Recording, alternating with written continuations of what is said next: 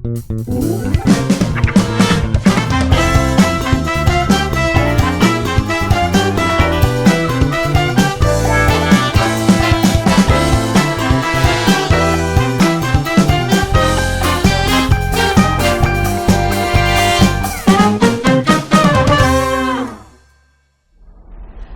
ketemu lagi di Sofina Vita, You Are Loved. Hari ini, coba mundur sedikit Hegar. Itu kok ada foreground bunga-bunga, saya lihat. Baru guys, ternyata ada bunga-bunga pink di depan. Hai. Bagus ya. Udah ada suara bintang tamu. Oh ini aku belum kesorot ceritanya. Cici Panda. Bawanya tuh pengen ngomong. Ih, seneng banget diundang hari ini di sini. Padahal tadinya aku mau opening itu gini, Veronica Felicia Kumala gitu. Ayo, boleh. Sementara orang gini, siapa mbak? Cici Panda gitu loh. Tapi percaya nggak percaya, nama itu kalau muncul gue pun butuh waktu sepersekian detik untuk sadar, oh itu nama gue. Emang lu dari kecil dipanggilnya apa di rumah? Lisi. Nah, aneh lagi. Felicia. Oh. Lisi. Lisi. Lucu ya. Karena itu nama teman-teman keluarga aku gue. yang kayak Cici Melisa panggilnya Meli. Harusnya atau Elisa. Feli. Oh. Sebenarnya ini gue nggak tahu, kalau nggak salah almarhum Kong gue udah pernah ngomong kan nama gue tuh Felicia, sempat dipanggil Vel. Cuman Vel itu kan kalau dalam bahasa Inggris artinya jatuh. Makanya dia nggak mau. Oke. Akhirnya dikasihlah Lisi. Ini kalau nggak salah ya, tolong mama kalau nonton dikoreksi. Iya. Setahu gue begitu ceritanya. Oh, Lisi. Tunggu, oke. Dari lu lahir itu nggak usah disebut lah tahun berapa, pokoknya dia baru jauh umur 40 tahun ini. Tuh, Ketahuan dong, 2023 tambah 83. Lu sampai umur berapa tuh dipanggil Lisi? 83. Oke, jadi nama kecil gue tuh ada 2. Ini baru pertama kali gue ungkap. Karena sebenarnya gue nggak suka sama nama ini. Dan gue tuh sempat ada di satu fase gue benci banget kalau ada keluarga gue yang manggil gue dengan nama kecil gue itu. Jadi pertama Lisi masih oke. Yang kedua adalah Parmin. Paijo. Yang kedua adalah Licut. Lisi Kecut. Emang lu suka bau kecut kecilnya? Katanya. Ibu mau cium loh. Jadi Bau kan asem. Bau asem. Ya namanya juga anak kecil, dulu lahir di Makassar kan, udaranya tropis juga, panas, terus mungkin lengket-lengket. Cuman kan bau asemnya anak kecil zaman dulu kan enak buat dicium ya. Jadi gue dipanggilnya tuh Licut. Jadi keluarga terdekat gue sampai saat ini masih manggil gue dengan Cut. Oh, kalau panggil Cut tuh lu? Bukan Licut. karena gue orang Aceh, tapi karena dulu gue kecut. Oh. Gitu. Nah, jadi yang manggil gue Lisi itu adalah keluarga, tapi biasa tuh keluarga yang agak sepupu yang gitu-gitu. Tapi kalau yang bener immediate family biasa panggil gue Cut. Terus si kakak lo? Kakak gue suka manggil gue Cut. Kalau kakak, juga. adik gue manggil gue Cicil. Oh, oke. Total berapa bersaudara ya? 4 atau 3 sih? Nah, itu kadang-kadang gue suka bingung tuh. Kalau di ngomong saudara, kalau yang kandung cuma 1 sebenarnya. Tapi kan ketika bonyok gue cerai, masing-masing nikah lagi, bokap gue menghasilkan 2 orang anak perempuan dan nyokap gue dengan bokap baru gue menghasilkan 1 anak perempuan. Jadi total kita berlima perempuan semua. Oh, 5? 5. Oh, oke. Tapi yang satu ayah satu ibu? 1. Yang mana nih? Yang adik? Yang kakak. Yang kakak? Adik gue yang di Amerika itu dari nyokap kandung sama bokap baru. Oh gitu. Cuman karena dari kecil bareng, makanya gue tuh selalu ngomong kalau ditanya sama orang, lu berapa bersaudara? Pasti gue refleks jawabnya 3. Oke, yang 3 itu siapa aja tuh? Yang kakak gue, yang Matilda, gue, terus adik gue Cikwita, Kiki panggilannya. Oh, refleks lu ngomongnya 3 ini. Refleks ngomongnya 3. Oke. Karena yang 2 ini gue baru ketemu tuh pas udah gede. Siapa namanya tuh? Namanya Dea dan Vini. Oh gitu. Jadi kalau di dalam set mental lo kalau ditanya otomatis akan 3. Matilda, Lisi, ya, Licut. Gue, Lisi. Gue so akrab. Dan Kiki, Cikita yang tinggal di New York itu yang adalah figure skater. Dan sekarang dia juga menjadi realtor. Realtor juga. Tapi bukannya Matilda itu juga realtor Airbnb? Betul, sekarang kayaknya pelan-pelan semuanya jadi realtor karena kita sadar ternyata potensi duitnya banyak di situ. Kita kan keluarga mengutamakan cuan. Oh gitu. Lu udah itu juga? Udah masuk ke properti juga? Gue kepikir, tapi nanti dulu. Karena ternyata sekali ngegolin tuh duitnya banyak loh. Banyak ya? Iya. Maksudnya hidup dari komisi itu bisa ya? Nah. Oh, apa? Jangan-jangan ibu mau jadi properti juga. Saya mau jadi ibu kos, boleh nggak? Nah, gue sempet kepikir juga tuh. Gimana kalau Pengen gitu? punya bed and breakfast. Iya kan? Iya. Kos tapi yang agak kos agak apa ya? Agak premium gitulah gitu. Iya benar. Ya kan? Biar maksudnya secara looknya oke, kan? Bener, gue juga. Apa kita ngomongin peluang-peluang usaha yang bisa kita cari? Diam Mbak Feni Rose. Nanti setelah ini saya Oke, baik, Oh, kamu baik, ngomong baik. terus hari Senin harganya naik. Oh iya benar. Oke.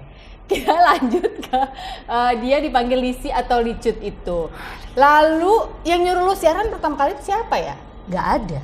Lu daftar sendiri ke Oke. Prambors. Ini kan dia dulu penyiar Prambors nih bertahun-tahun nih yang Selama namanya 8 Cici tahun gue jadi Iya. penyiar Prambors. Oke, gue Dan lu ceritain. hits lo ya sebagai penyiar Prambors. Aduh, menurut mau gue. ngomong iya ntar gue sombong. Nggak apa-apa, akuin aja nggak apa-apa. Beneran.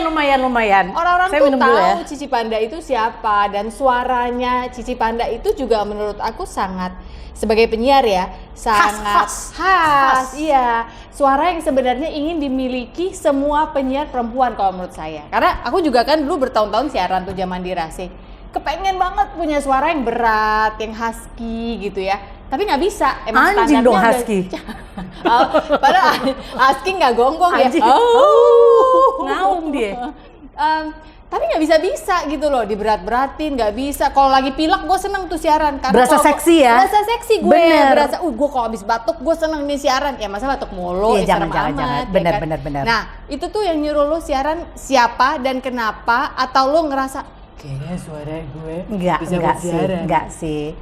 Pokoknya semuanya itu terjadi secara begitu saja. Oke. Pokoknya intinya gini, gue lagi berusaha singkatin nih, karena gue kalau ngomong cenderung panjang. Jadi dari SMA ke kuliah, gue bercita-cita masuk UI, ditolak, nggak keterima.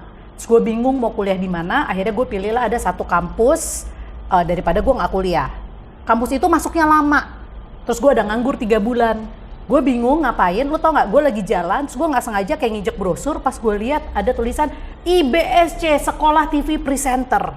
Oke. Beneran nggak sengaja gue injek, gue ambil dah tuh brosur, gue telepon 3,5 juta, bawa duit dari mana? Gue kasihlah ke engkong gue, Engkau tuh kakek ya? almarhum engkong gue, karena gue dirawat sama mereka kan, sama emak engkong gue.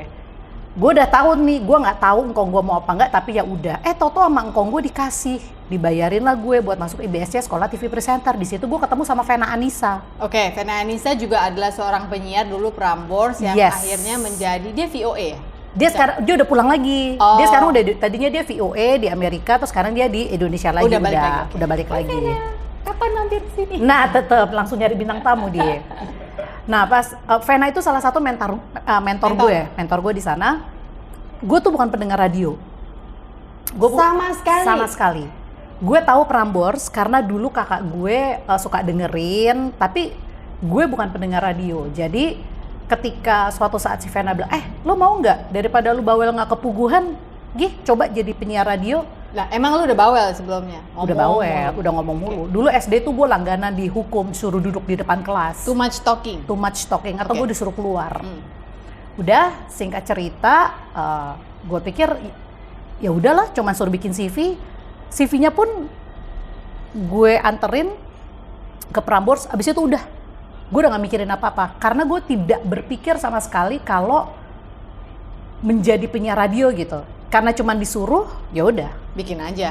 Tapi udah sekolah kan di si presenter itu? gue sekolah di TV Presenter Tetap, itu, oke, kursus tetap 3 bulan kalau kursus nggak ya. salah. Dibayarin lah sama si Dibayarin Ngkong lah ya? sama si Ngkong. Toto gue keterima, masuk seleksi 1, seleksi 2, seleksi 3, sampai akhirnya gue keterima sampai tahap training. Senang apa bingung waktu itu? Bingung, tapi gue nggak mikir. Ini satu hal yang gue sadari sekarang di umur gue yang 40. Ternyata Cici Panda yang dulu adalah orang yang nggak mikirin apa-apa, jalanin aja. Wow, saya seperti lihat Kamala di dalam diri. Oh, Wow, mind blowing, ya nggak sih? Iya, benar. Lo kalau nulis di Instagram, aduh Kamala hari ini manjat Iya, itu. gua- Lah ya itu ya. Cici Panda kecil tuh ya itu.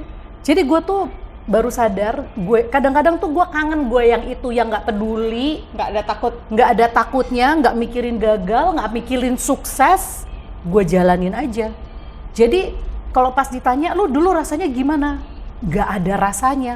seneng pasti, tapi dari setiap eliminasi gue nggak ada rasa kayak, aduh, gue ke eliminasi nggak ya? Aduh, ini bisa jadi karir gue nggak ya? Itu sama Jalan sekali nggak aja ada. pokoknya. Jalan aja.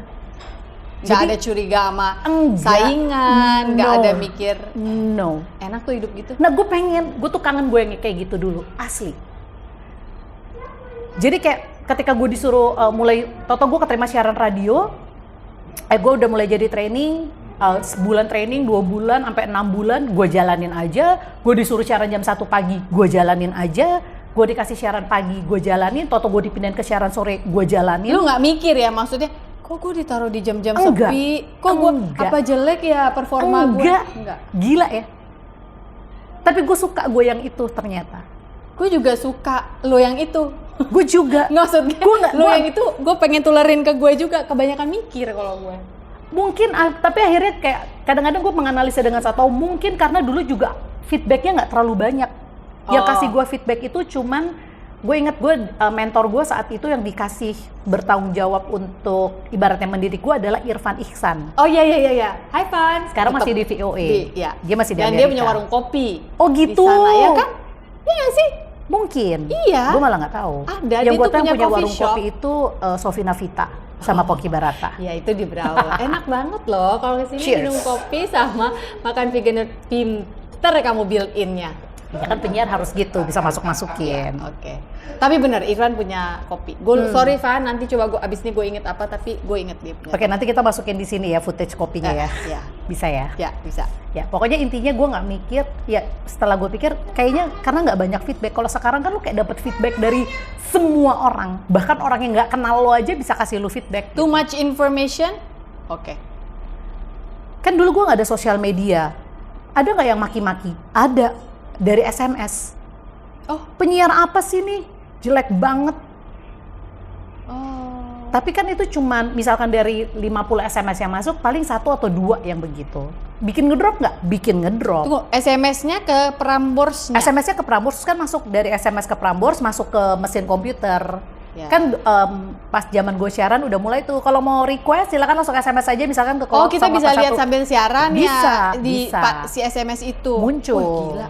Itu berat loh, lagi siaran. Berat, Bu. Zaman dulu tuh siaran lu operator sendiri nggak? Sendiri, Nah, self iya. operating. Iya, zaman kita memang operator sendiri. Yes. Terus lagi begini-begini sibuk-sibuk kual-kual kaset segala Muncul. macam muncul. Ini penyiar kok jelek banget. Bener. Ih, kita udah ngalamin netizen dari zaman kapan berarti ya? Makanya gue udah bilang gini, gila ya orang zaman sekarang tuh julid kagak. Dari dulu semuanya udah julid, tapi bedanya dulu tuh medianya nggak sebanyak sekarang untuk mengekspresikan. Iya. Itu menurut gue. Nah, iya, benar. Karena itu udah terjadi dari tahun 2000-an awal. Ngedrop. Tapi ya again, gue punya banyak mentor senior yang menurut gue baik banget, yang kalau gue curhat pun mereka ya elah kayak gitu-gitu. Maksudnya mereka kasih encouragement lah. Dan opini dari mereka sebenarnya lebih valid. Betul lah, kan mereka Karena yang atasan, memonitor ya, yang gue. memonitor, ya. Plus ditambah sifat gue yang memang nggak mikirin, maksudnya abis gitu ya udah gue nggak mikirin lagi. Udah gue sibuk lagi dengan apa yang gue kerjain. Jadi bisa lepas gitu. Lepas lagi. Oke. Nah, dari lo masuk siaran itu, terus tiba-tiba dikasih nama Cici Panda, itu dari mana? Vena juga. Jadi waktu awal siaran dikasih, oke kamu boleh, siaran tuh kan zaman dulu kita suruh mixing dulu kan, belum boleh ngomong. Bener, kan? nggak boleh ngomong. Biar pinter. Itu aja gue gemeteran. Iya, sebenarnya tuh kerjaan kita tuh sebenarnya kayak DJ zaman sekarang. Ya nggak sih? Kalau musiknya nggak enak, lo Harus masukinnya cut to cut, iya, ya cut to cut, iya. atau lo mau yang fade in fade out. Bener. Yang Kalau pasti nggak masuk- boleh sampai mati baru nyala tuh nggak boleh. Iya, belum iklan-iklan harus Betul, masuk ya benar, kan? benar. Dan kalau itu jelek pasti di rapat mingguan kita kena. Betul. Iya kan? Nah, setelah training itu baru kan lu dikasih kesempatan. Oke, silakan. Boleh Veronica ngomong. Felicia Kumala kamu boleh ngomong. Terus waktu ngomong dikasih nama panggung. Nah, itu tuh gue agak lupa tuh di situ. Kalau nggak salah, pada saat gue mulai training di Prambors, gue tuh sudah mengadres diri gue sebagai panda. Padahal pertama kali gue dipanggil panda, gue nangisnya naujubillah. Gue beneran nangis, gue beneran kesel, gue merasa tersinggung. Gue inget banget sampai temen gue yang namanya Thomas Germo kita panggilnya. Gue tuh datengin dia terus gue tunjuk. Lo inget ya, kalau sampai gue langsing, lo orang pertama yang gue musuhin. Dan gue ngomong itu penuh dengan amarah. Itu SMA. Karena gue dipanggil panda itu bukan karena gue cute, Karena gempal. karena gue gemuk. Oh gitu. Karena gue gemuk. Kirain karena belok matanya lucu kayak panda. Nah, ditambah, jadi dulu frame kacamata gue itu kan hitam putih. Terus kalau gue copot, itu tuh kayak nggak ada ngejiplak gitu di sini. Karena gue kan pakai kacamata dari kelas 3 SD ya. Jadi pada saat gue dipanggil panda, gue tuh tersinggung. Tapi lu tau kan anak SMA kalau lu udah dijulukin, Enggak, iya udah nempel terus. ya udah nempel terus. Jadi dari gue udah tersinggung, kesel, sampai akhirnya gue pasrah. Ya udah deh, gitu. Tapi gue inget gue marah sama dia. Nah terus gue juga nggak inget gimana prosesnya, sampai akhirnya gue pun memperkenalkan diri gue sebagai panda. Di Prambors itu. Di Prambors kalau nggak salah. Pada saat training. Pada saat mulai training, tapi belum on air ya. Oke. Baru training. Jadi lu kayak udah deh daripada dipanggil Lisi apa bingung. Felicia suruh kan, Felicia. Kayak, nah itu gue nggak tahu deh di memori gue apakah gue masih memperkenalkan diri gue sebagai Felicia atau gimana. Tapi yang pasti gue inget si Vena ngomong gini, udahlah lu jangan pakai nama Felicia ya, terlalu generik, mendingan pakai panda. Orang pasti lebih nempel. Terus gue nurut. Dan emang iya kan. Belum pakai Cici waktu itu ya. Oh, belum. Panda, Belum belum. panda. Cicinya itu baru muncul beberapa tahun kemudian karena saat itu Prambors mau ngambil segmen Jakarta Barat, Jakarta Utara, biar dia tahu nih, hey ada gadis Cici-cici. keturunan Tionghoa Iya. nih. Iya. Bahkan bos gue waktu itu si Mas Imran bilang ke gue, gimana caranya kecinaan gue tuh mau dimunculin. Karena dulu kan Prambors image-nya selatan banget, Iya. anak Jakarta Selatan banget Ya, nih. anak gaul Jakarta pada saat itu. Aneh ya, padahal dia kantornya Di Borobudur, pusat, di pusat. dekat Metropol. Bener. Kenapa targetnya selatan ya? Tapi kan dulu Jakarta tuh kan pusat pergaulan tuh selalu kiblatnya selatan. Iya sih. Nah gue sebagai si anak Jakarta Barat, gue itu dipoles sama Prambors. Gue tuh begitu siaran, gue masih ngomong lu orang, gue orang. Masa? Masih. Makanya gue tuh lumayan jadi bahan celaan. Tunggu, di awal lo boleh siaran apa setelah berapa tahun terus oke lu mulai Ya, sekarang kan ngomong sebelum kita yang mana nih, yang lu orang gue orang? lu orang, gua orang. Dari awal sebelum siaran, itu kan kita ada latihannya dulu. Iya, dari situ lu udah diproyeksikan untuk lo harus ngomong lu orang gua. Belum, enggak, sorry. Justru gue tuh awalnya ngomong lu orang, gue orang. Oh, Itu kan terdengar aneh. itu natural dari lo. Natural dari gue, kayak gue waktu itu inget banget gue lagi meeting, terus gue ngomong, iyalah lu kan hopeng gue. Terus semua orang kayak, hopeng? Apaan tuh gitu? Nah apaan tuh? Sedangkan buat gue kayak, masa sih lu pada nggak tahu? Masa sih lu orang nggak tahu hopeng? Aduh. Gue itu barat banget.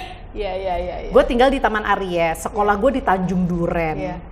Mainan gue di Puri Indah. Gue tuh Jam berapa? jam berapa? Ban pinggang. Gue nggak ngomong ikat jam pinggang. berapa? Jam berapa? Lo orang. Gue orang. Iya. Iya. Jadi gue tuh dipoles sebenarnya sama Iya. si Prambors. Hmm. Tapi ketika akhirnya gue disuruh memunculkan si Cici, gue dibikinin tuh program namanya Toko Serba Ada yang jaga Cici-Cici. Bahkan openingnya pun dibikinin pakai ada bahasa Mandarin. Yang sebenarnya lu nggak bisa karena Gue nggak bisa, gue panggil orang, gue suruh VO. Gue nggak bisa. Susah bahasa Mandarin. Iya. Baru-baru ini kok dia les. Baru les bener, sebulan. Rasanya gila, gue cari perkara banget di umur 40. Edan sih itu bahasa Mandarin. Oke, jadi Toserba. Toko Serba Ada. Oke, yang digawangi oleh seorang cici-cici namanya Cici Panda. Dari saat itulah si Cici ini muncul. Yang tadinya siaran dengan nama Panda jadi Panda, Cici Panda. jadi Cici Panda, jadi Cipan. Jadi Cici Panda nih, si Cici ini nih. Dan sebenarnya gue udah sempet mau ngelepas si Cici ini. Tapi nggak bisa, ya udahlah. Tapi seumur hidup lu nggak pernah dipanggil Cici? Sama Kiki panggil Cici nggak? Cicil, Cici Cici. kecil. Oh, Cicil. Cicil. Oke, karena kan gini, ada teman-teman kayak kemarin ngobrol sama Melisa Karim, dia marah kalau dipanggil Cici dulu. Oh, dia lebih nggak, Oh karena dia lebih nggak nggak mau. channels lagi dia, iya, nggak mau, nggak merasa gue nggak ada yang pernah panggil Cici, tapi akhirnya dia menerima, kayak lu tersinggung dipanggil Panda itulah. Oh. Gitu, tapi akhirnya ketika bahkan itu melahirkan salon Cime dulu kan dia sempet, Oh iya bener, "Loh, bener. kok jadi duit, kok jadi sesuatu yang I can write on Iya, this thing iya, gitu." Akhirnya dia menerima. Sampai sekarang dia dipanggil Cici, padahal di rumah nggak ada yang panggil dia Cici. Karena di keluarga gue itu Chinese-nya nggak sekental itu. Bahkan mak engkong gue pun di rumah ngomongnya lebih ke Jawa. Oh, Jawa? Jawa, engkong gue lahiran Paraan. Jadi gue tuh kalau ngomong kayak nanti kalau nyokap gue sama saudara-saudara kumpul ngomongnya tuh Jawa. Oh, Jawa. Orang Semarang. Iya. Jadi nggak ada yang bisa Mandarin tuh sama sekali nggak bisa. Oke. Nyokap lu juga nggak bisa? Nyokap gue nggak bisa, bokap gue bisa. Tapi kan udah cerai. Gue nggak pernah tinggal sama bapak gue, jadi ya Nggak nular lah ya, nggak bahasa nular, itu nggak nggak nular. Gitu. Menarik ya, bagaimana karir seseorang bisa dimulai kayak sinetron loh menurut gue. Oh, ada lagi Oke. sinetronnya. Pen up, pen down, terus jatuhlah sebuah flyer dari atas. Itu makanya ya, sampai kadang-kadang gue tuh mikir gini ya. Apapun lah bahasa lu, kalau Tuhan sudah berkehendak, kalau semesta sudah berkehendak, kadang-kadang lu dapat petunjuk dari hal-hal yang lu sendiri tuh nggak tahu gitu. Lu bayangin gue injek tuh brosur, gue injek. Sekolah TV presenter. Kalau gue sampai kadang mikir gini, mungkin kalau gue nggak ketolak di UI, gue nggak akan ambil nih kursus ini. Karena bingung mau ngapain kan? Gue karena gue ketolak di UI, gue bingung mau ngapain. Gue nggak tahu. Gue mau masuk IKJ nggak boleh. Iya. Gue keterima sebenarnya di hukum Untar. Itu impian kong gue tuh. Oh, Untar pas dong lu orang masuk Untar. Pas dong, mak gue jebolan Untar, bapak gue jebolan Untar, kakak gue jebolan Untar, laki gue jebolan Untar. Marcel Aditya juga Marcel Untar punya. Aditya Untar punya produk dia. Jadi gue bertekad gue nggak mau masuk Untar. Gue pikir gue bertekad gue juga Nggak masuk Untar. mau. Okay. Gue keterima sebenarnya di hukum Untar, which is itu adalah cita-cita almarhum engkong gue, karena semua anak-anak engkong gue mayoritas semuanya jebolan hukum. Oh. Karena engkong gue percaya suatu saat Indonesia akan menjadi negara yang sangat membutuhkan praktisi-praktisi ya. hukum terbaik. Ya, bener sih itu sebenarnya. Dan gue bohong sama almarhum engkong gue. Sampai akhirnya dia meninggal, dia nggak tahu. Lu bilang apa? Gue bilang gue nggak keterima. Oh. Karena lu takut mau masuk itu kan? Karena gue nggak mau. Gue saking nggak maunya. Gue bilang gue nggak keterima. Nggak, apanya? Lu takut fakultas hukumnya atau takut predikat label Untarnya? Nah, gue nggak mau aja dihukum. Siapa yang mau dihukumi? Kan gue nggak salah. nggak mau masuk fakultas hukum. Nggak, maksudnya gue nggak mau masuk fakultas hukum. Gue nggak mau. Tapi gue juga nggak tahu mau apa. Karena buat almarhum kong gue, S1 is emas. Oh. Dia tuh agak gila gelar. S1 is emas. Apapun, pokoknya kudu punya S1. Dan lo si cucu kesayangan ini malah menolak kesempatan itu. Iya. Karena menurut lo ini bukan gue. Ini bukan gue. Gue maunya di UI waktu itu komunikasi atau ilmu hubungan internasional. Tapi nggak keterima. Kenapa kamu nggak terima UI? Maksudnya kenapa UI kamu tidak menerima saya? Dia sudah pakai baju yang mirip dengan jaket alma mater Iya, sekarang. yellow jacket kan dulu ada kebanggaan tersendiri Iya, kan. iya. Tapi again, akhirnya setelah gue flashback, iya ya, mungkin kalau gue nggak keterima, gue nggak masuk si IBS TV presenter Iya. sih. Dan jadi Cici Panda seperti sekarang Yes. ini. Dan ketika gue keterima siaran, kan kalau gue bayangin keluarga pada umumnya begitu anaknya diterima, Prambors Radio saat itu. Happy dong, bangga. Kagak. Mak engkong gue, terutama engkong gue malah jadi, terus gue dapet siaran pagi, mereka malah jadi ini, tau gak lo? Kayak jadi ketakutan. Itu jauh banget dari rumah, kan dari Jakarta Barat ke Jakarta Pusat. Iya. Terus Dari Taman Aries ke Jalan Borobudur, guys. Mendut ya? Mendut. Waktu itu gue masih di Mendut. Tiap hari. Terus udah gitu bayangan, terus kan keluarga gue sangat jauh dari dunia seperti itu gitu. Jadi dalam bayangan mereka tuh kayak, duitnya dari mana? Lo mau kerja apa? Emang menghasilkan? Itu tuh kayak gitu-gitu tuh masih jadi pertimbangan buat keluarga gue, karena nggak ada yang jadi penyiar, jadi presenter, jadi musisi, jadi apa tuh nggak ada. Semuanya kerja kantor. Lu apa itu? Nggak ada kangtau? Nggak ada faedah, nggak ada kangtau, nggak ada kangtau. cuannya kan. Tapi tetap gue jalanin sampai akhirnya engkong gue mulai bisa dibilang, dia nggak bilang, orang tua tipikal zaman dulu kan juga bukan yang suportif, maksudnya iya kamu tuh pasti bisa apa enggak. Malah lu dianggap awalnya ditentang, terus mereka membiarkan, mereka nggak ngomong apa-apa. Cuman gue tahu akhirnya mereka mulai menerima ketika gue mulai bisa menghasilkan uang dengan ngebayar uang kuliah gue sendiri. oh.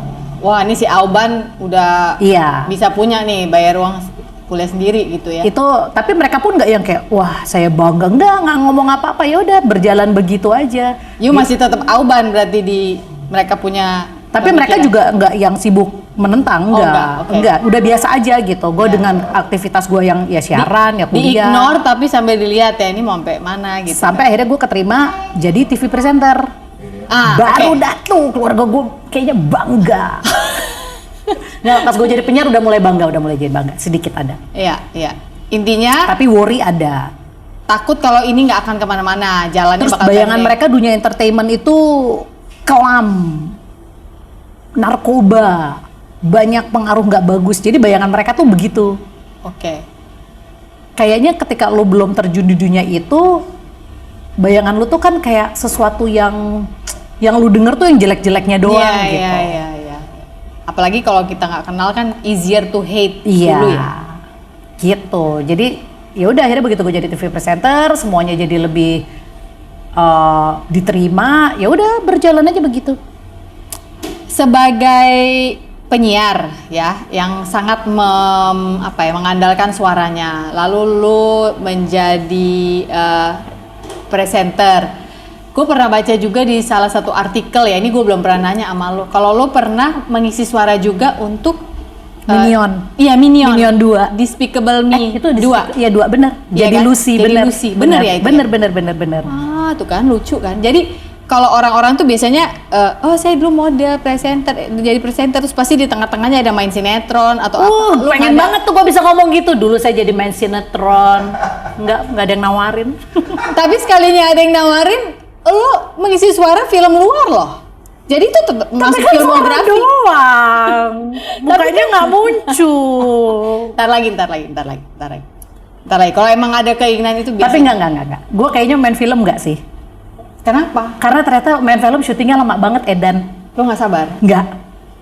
Gue sebenarnya ada dapat tawaran dan ternyata gue lulus casting. Gue nggak akan sebut. Tapi begitu gue lihat jadwal syutingnya, Males ya? nggak sanggup gue. Mungkin karena gue masih punya anak kecil kali ya. Gue masih ada rasa, nah ini dia nih. Gue itu ternyata satu hal yang tidak berubah adalah gue masih ada rasa bersalah ketika gue meninggalkan anak gue dalam kurun waktu yang terlalu lama. Kapan itu pernah terjadi? Maksudnya? Meninggalkan mereka dalam kurun waktu yang terlalu lama itu, kapan itu pernah terjadi sampai lu bisa ngomong itu sekarang? Oh, itu tuh Guilty itu bisa- perasaan itu tuh selalu itu tuh muncul gue tahu dari Alika. Dulu Alika anak pertamanya anak pertama Cici kan, Panda ya? anak pertama. Kalau syuting lama aja gue ngerasa bersalah. Tapi akhirnya setelah mereka udah mulai gede, yang gue sadari adalah ketika gue awal pindah ke Bali, kan gue masih bolak-balik syuting tuh. Padahal ini maksudnya syuting presenter ya, Presenter, bukan film ya, bukan sinetron. Oke. Syuting presenter 5 hari 3 episode misalnya. Itu gue mulai tuh muncul rasa bersalah. Rasa nggak enak, kok gue ninggalin anak gue lama banget ya. 5 hari tuh buat gue tuh kayak udah oke, udah cukup too much. 5 hari itu berturut-turut ya, Cipa? berturut-turut. Nah, Suami nggak ada keberatan. Lo lebih ke anak. Kayak suami gue santai. Kamu santai nggak yang? Dia kayaknya santai sih. iya. Dia bukan tipe laki yang kayak kamu tuh enggak. Iya. Dari guenya. Oke. Nah, tapi nih ya, kalau mau biar ada moral of the story-nya sedikit, tapi ini beneran jujur, setelah gue track back, ternyata itu ada berkaitan sama masa lalu gue. Jadi kan dulu gue tidak dirawat sama bonyok gue kan. Bonyok gue cerai pada saat gue umur 2 tahun. Kemudian mereka pada saat cerai, gue ditinggallah di Makassar. Karena gue memang lahir di Makassar sama nenek kakek gue. Mereka ke Jakarta. Gue nggak tahu ini muncul dari mana, tapi ada belief system dalam diri gue yang merasa ibu yang baik adalah ibu yang bersama dengan anak-anaknya. Oke. Jadi ketika gue meninggalkan anak gue langsung merasa gue adalah bukan ibu yang baik. Dan lo tahu belief system itu terus ada sampai akhirnya gue punya Kamala. Gue punya Kamala yang akhirnya gue dikasih kesempatan sama si semesta ini untuk menjadi full time mom. Karena gue selalu gitu tiap kali. Gue inget nih, walaupun gue di Jakarta dulu sambil syuting tetap ngurus anak sih, cuman kan sering gue tinggal. Itu tuh selalu muncul tuh, kok gue gini ya ninggalin anak gue mulu ya. Gue mau suatu saat gue bisa jadi full time mom. Gue mau di rumah, mau apa segala macam. Gue dikasih lah pada saat gue pindah ke Bali, punya anak kedua, gue nggak punya support system. Dan saat itu juga secara finansial gue belum mampu untuk membayar support system yang terlalu mumpuni.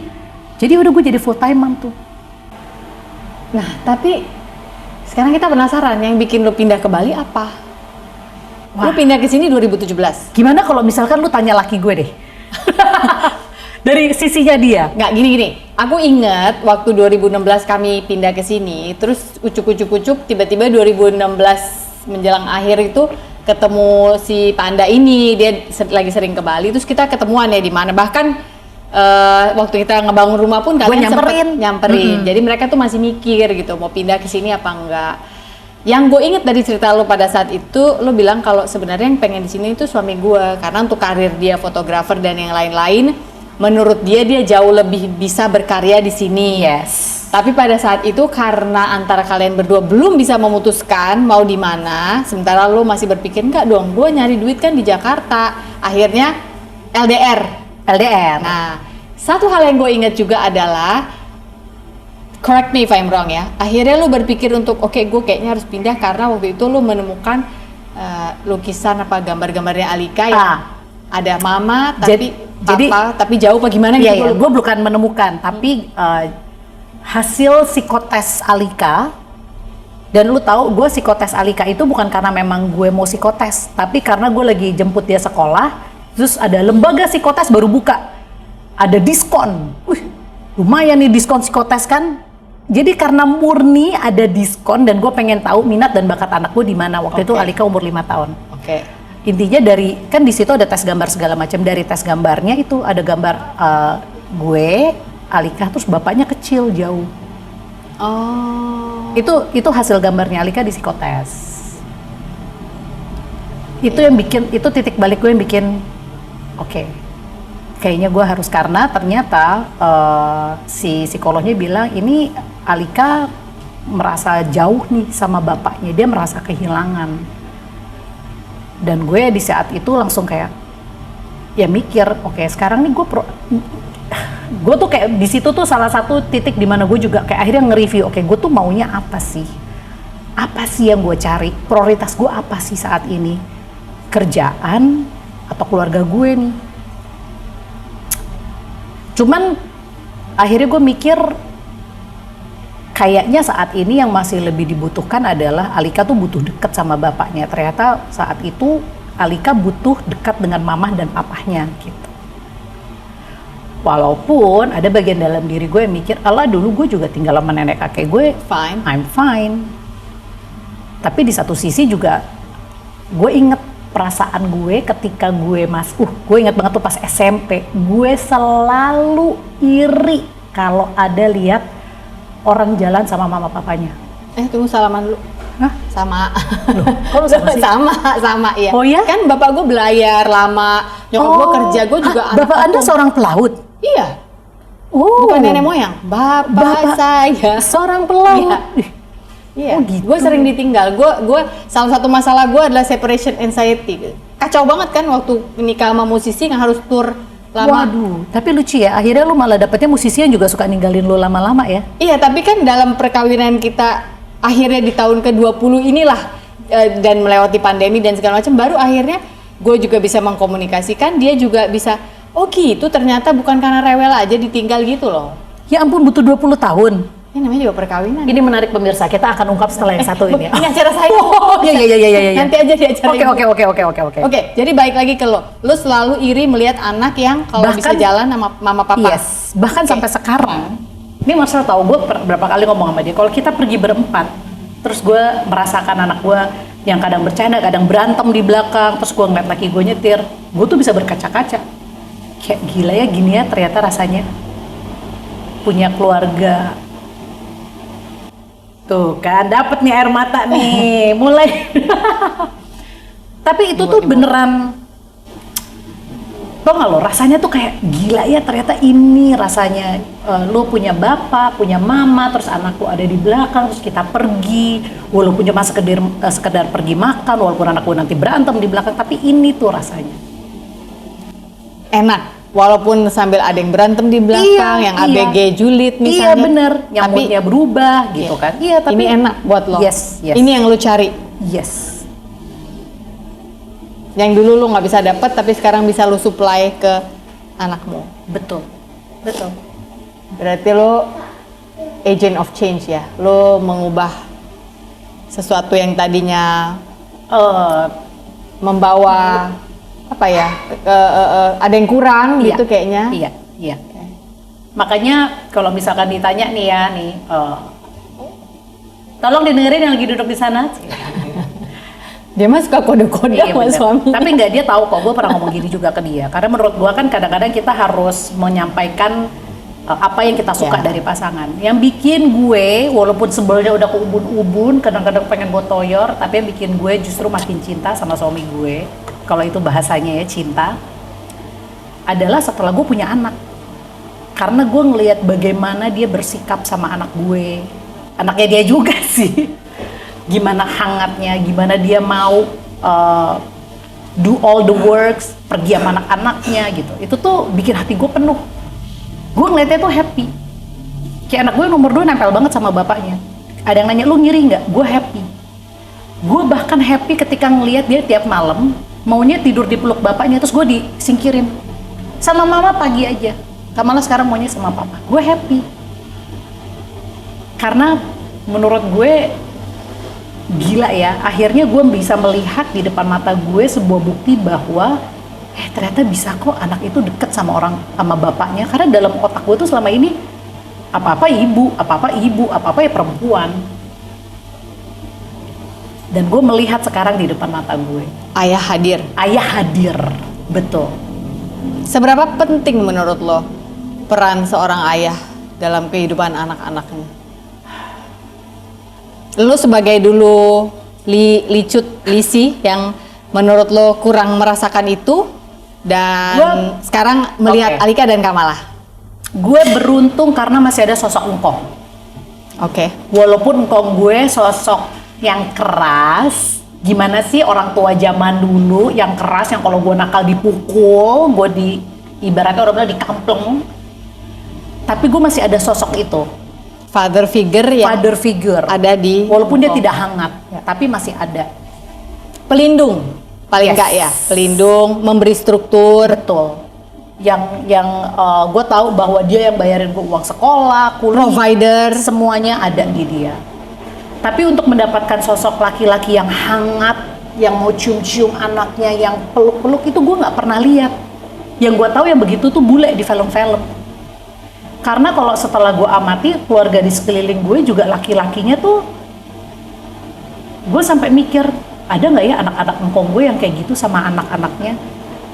Kayaknya rata-rata ya mereka jadi provider, tapi udah ya provider doang. Penyedia aja, uang sekolah nih, Iya. mau beli baju nih, Iya. gitu ya. Tapi Tapi sebagai yang kayak mandiin, yang bermain, yang bercanda, itu nggak ada. Dan makanya ketika gue lihat dapat itu di Marcel, hati gue tuh penuh gitu. Tapi tetap gue ada sebel-sebelnya sama dia ya, bukan berarti kemudian gue menyanjung dia. tapi waktu pacaran sama Marcel itu, Nggak kelihatan gue, lu nggak mengungkapkan? mikir. Oh, nggak mikir, belum mikir. nggak mikir. Gue nikah kan nggak mikir. Mas, gimana maksudnya? Lu tuh pacaran berapa lama? 3 tahun. Ketemu di, jangan bilang depan Untar, udah lo nggak kuliah di Untar. Wah, kalau ngomongin ketemu, pokoknya intinya pada saat gue ketemu sama dia, itu kita cuman kenalan di sebuah event, karena gue nge-MC Sweet Seventeen, dia fotografernya, that's it. Lu nge-MC? Gue nge-MC, dia foto. Oh. Tapi kita cuman kenalan sebatas kenalan, that's it. Udah ponian tuh bapak ini? Belum? Belum, masih model-model kayak orang pacin kok zaman dulu yang rambutnya jabrik-jabrik gitu pakai gel. Oke. Karena, to be honest, gue nggak suka cowok oriental. Cowok apa? Oriental. Oh, lu senengnya? Gue sukanya kulitnya agak sawo, Coklat. tinggi, botak, abas-abas gitu, anak Oh, basket. anak basket, ya, abas-abas. Abas-abas Abas-abas gitu. emang lucu sih. Iya kan? Apalagi zaman dulu kan, zaman apa tuh namanya? Kobatama. Nah, iya. Gemes-gemes Gue emang. tuh suka yang kayak gitu. Makanya Terus gua pas- muncullah engkau ini. kan waktu itu gue juga punya pacar. Oh, Abas, enggak? Enggak, tapi bukan Chinese. Iya. Jadi ya biasa aja. Terus ketemu lagi pertemuan kedua, itu pun juga karena gue nge-MC, dulu kan gue masih ngerokok. Ngerokok. Oh, lu jadi- pernah ngerokok ya? Ngerokok gue SMA kelas 2, edan ya. Wow. Karena kalau ditanya kenapa, karena gue ngerasa keren. That's it. Berhenti umur? 2009. Berapa tahun berarti ngerokoknya? Dari gue SMA tuh lulus 2001. Berarti 9 tahun gue ngerokok. Wow. Dan gue ngerasa keren, asli. Gue tiap kali pegang rokok, gue ngerasa seperti wanita yang sangat superior. Wow. Oke. Lu nggak tahu ya dulu gue ngerokok? Enggak, gue nggak tahu. Ngerokok. Lu ketemu Cici Panda zaman yang sekarang aja yang udah nggak. Tapi dari 2009 gue udah berhenti. Zaman sekarang kalau sehari nggak ketemu sayuran, rewel. Makanya kan gue agak susah membayangkan gitu. Ngerokok, orang dulu pas gue zaman pacaran sama dia masih ngerokok. Kalau nongkrong di mall, kalau mallnya deket rumah, dia suka bawel gitu. Awas takutnya ketemu temen nyokapnya atau apa gitu. Kan kayak dulu cewek ngerokok tuh masih kayak Ya. gitu. Ditambah gue tatoan kan, itu tambah udah tatoan ngerokok perempuan macam apa kamu gitu. Karena dulu gue rebel. Ini gue cerita kemana-mana ya. Jadi gue tuh suka. Kalau misalkan justru orang bilang apaan, ih kok kayak gini, gue malah makin suka. Gue tato, zaman gue tato tuh masih asing buat perempuan tato. Gue tato. Pokoknya apa yang lu kata nggak lazim, gue jabanin. Second born, guys. Anak kedua. Terus sekarang lu bertanya-tanya, kenapa ya Mbak Sof anak aku gitu. Nah, menurut Ngana, Iya, dia bener. juga anak kedua. Dari lu ketemu Marcel, lu nge-MC, terus dia fotografer. Nah, setelah itu apa yang terjadi? Nggak ada. Tapi gue cuma ingat kita di salah satu hotel di Jakarta, gue ngerokok, dia ngerokok, di belakang kita ngomongin soal anjing. Kalau misalkan lu familiar dengan nenek Ceci, itu adalah anjing yang dia omongin, dan gue ngomongin Cingi. Jadi kita berdua tuh sama-sama punya anjing kan. Udah, abis itu udah nggak ada apa-apa. Nenek Ceci adalah anjing Marcel yang akhirnya sampai dibawa ke Bali ini. Sampai pas gue menikah, kita bawa dan baru meninggal di Bali tahun kemarin ya? Kemarin. Iya. Umur berapa Nenek Ceci? 17, jalan 18. 18. Sementara Cingi, anjing yang juga anjing pertamamu, Anjing pertama gue yang dikasih sama mantan gue. dikasih sama mantan, terus itu sakit paru kan? Sakit paru, Iya. tapi meninggalnya pas kita udah nikah juga, Iya. tapi di Jakarta. Jakarta masih. Oke. Jadi waktu itu belum ada apa-apa, baru Nggak si ada. MC dan si fotografer Beneran, ya ilah, lagi kayak take a break. ngerokok, ngobrol, udah, that's it. Oke. Setahun kemudian, beneran ini setahun kemudian, gue lagi siaran, tau dia SMS, waktu itu zaman SMS, jadi lu tahu kan sejadul apa aja SMS, gue lagi bagi tiket Jak Jazz. Mau dong tiket Jak Jazznya. Karena gue sama dia kenalnya gitu-gitu doang, gue juga nggak mau, siapa lo minta tiket Jak Jazz? Gue cuekin. Pas gue mau gelar, gue udah gelar, kirim pertanyaan kamu ke 081 karena nanti setelah lagu ini gue akan umumin siapakah pemenangnya. Das, mesin SMS gue mati. Mesin SMS Yang di komputernya mati. ruang siar. Ruang siaran mati. Sedangkan gue butuh pemenang. Ini lagu gue tinggal 1,5 menit lagi nih. Terus gue ngomong sama produser gue, namanya Wendy, ini ada sih temen gue, dia SMS gue. Lu coba aja telepon dia, karena dia bilang dia mau tiketnya. Tapi lu jangan kasih tahu jawabannya ya. Jadi kalau dia nggak bisa jawab, Ya udah. ya udah. Ya udah, akhirnya gue telepon karena mesin SMS mati, gue udah harus angkat caller, gue telepon dia, dia bisa jawab. Dia dapet lah tuh 2 tiket Jak Jazz. Oke. Terus dia bilang thank you ya, gini ya. Pokoknya intinya gue bilang enggak kok. Ada iklan masuk. Ini anak kedua saya. Halo. Kamu lo lagi jadi Yoda. Oke, Mama ngobrol dulu ya. Sini, Kamala bobo. Udah kan masuk tuh telepon dia menang. Terus kan dia ini gue mau say thank you nih. Gue bawain apa ya ke Prambors? Gue bilang terserah. Udah kan dia pas mau ngambil tiket dia SMS mau ketemu mau kasih kuenya. Mau kasih kuenya sebagai tanda terima sebagai kasih. tanda terima kasih. Gue lupa mukanya dia yang mana. Gue nggak inget. Nah waktu itu pas gue nge-MC, gue ada nge-MC sama Imam Wibowo kalau lo tahu. Tahu. Nah, terus Si salah Superman. Yes, bener. Jadi Imam Wibowo itu adalah salah satu orang yang tahu awalnya. Terus gue bilang sama Imam, Mam, si Marcel mau datang nih. Masuk lagi iklannya. Ini anaknya datang. Ini anaknya datang nih. Dia tahu bapaknya lagi diomongin. Iya. Si Marcel mau datang nih. Orangnya yang mana sih? Terus si Imam ngomong gini, ya yang Cina-Cina gitu. Ya elah, generik banget. Terus cuman ya udahlah, begitu gue turun, gue keluar lobi Untuk menemui lah ya. untuk menemui dia satu, gue screening yang Cina cuma 1.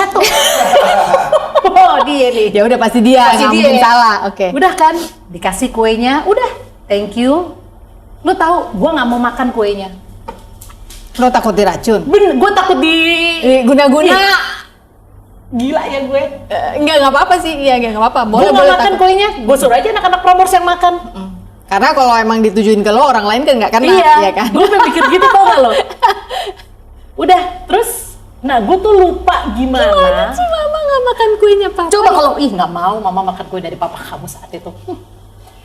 Tapi dia sering SMS. Setelah itu? Setelah itu ngajakin makan. Oh, dia udah kena nih. Tau nggak lo? Dia ngajakin makan bakmi. Dalam hati gue dasar kongkong banget. Ngajakinnya makan bakmi. Apa kayak dinner gitu? Kan ya, ini makan bakmi. Tapi karena gue emang nggak suka. Oh, gue sempet ada ngomong gini sama dia pas. Jadi kan abis dia selesai menang, kan masih telepon kan. Ya selamat ya lo dapet. Oh mau dibawain apa nih buat terima kasih. Terus gue bercanda, gue bawain cowok aja. Hahaha, gue ketawa. Karena waktu itu gue udah putus. Oh. Gue baru putus. Terus dia bilang, bukannya udah punya cowok, kagak udah putus. Rasa aja bang pertanyaannya, bukan udah punya cowok. Hihi. Nyari info. Udah kan? Udah biarin aja. Terus pokoknya long story short, gue nggak tahu gimana caranya dia suka SMS, tapi nggak genit, Oh ya, oke. cuman beneran ngobrol. Terus gue somehow ngerasa nih anak asik sebenarnya diajak ngomong. Jadi udah cuman sebatas itu doang. Masih ngobrolin apa waktu itu? Masih Gua soal anjing? Soal film Oh, lah, film. soal apa. Pokoknya ngobrol, dan gue akuin sampai sekarang nih, Marcel itu termasuk yang wawasannya luas dibanding gue. Oh. Jadi kadang-kadang kalau gue ketemuan orang, dia lebih banyak bisa ngobrol karena ngomongin ini dia tahu, ngomongin itu dia tahu. Kalau gue nggak interest sama bidangnya, gue nggak tahu. Bodo amat. Bodo amat. Ya udah ngobrol-ngobrol-ngobrol, terus kemudian dia sempat juga datang lagi ke Prambors makan bakso, gue temenin. Jadi kalau ditanya suka nggak sih, ada lah rasa suka, tapi sukanya ya gitu-gitu doang gitu. Lama-lama kan? Awalnya Karena gue kan. baru putus dan gue Iya, udah iya. bertekad gue mau jomblo 2 tahun. Kenapa tuh harus punya tekad Gue nggak tahu juga kenapa. Oke. Jadi berapa lama dong? Nggak tahu. Berapa lama tuh katanya? 2 minggu.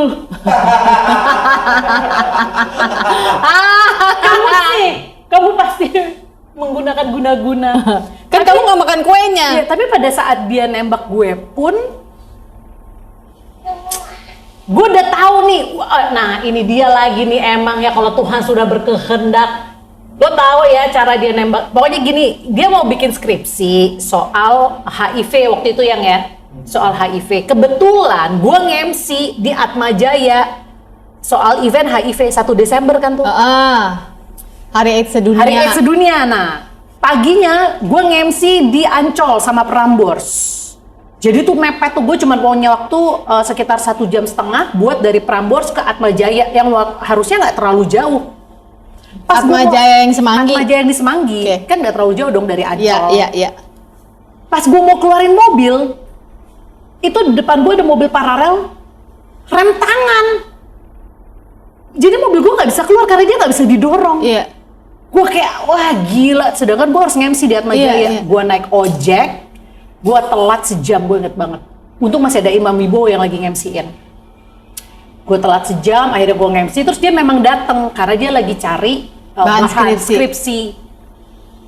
Udah dong, habis selesai gue nge-MC di Atma Jaya, gue kan harus balik ke Ancol. Ambil tuh mobil.